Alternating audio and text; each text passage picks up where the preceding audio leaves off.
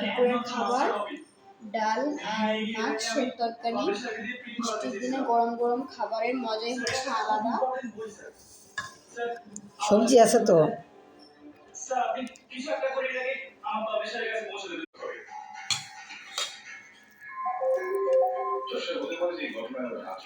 এভাবে তুমি এটাও বলবে যে গওহর সিং আমাদের সাথে ফ্লাইটেও ছিল আর ক্যাপ্টেন অসুফকে ওই নিয়ে গেছে। কে গওহর সিং যে আমাদের চেনে না তবুও আমাদের মারতে চায়?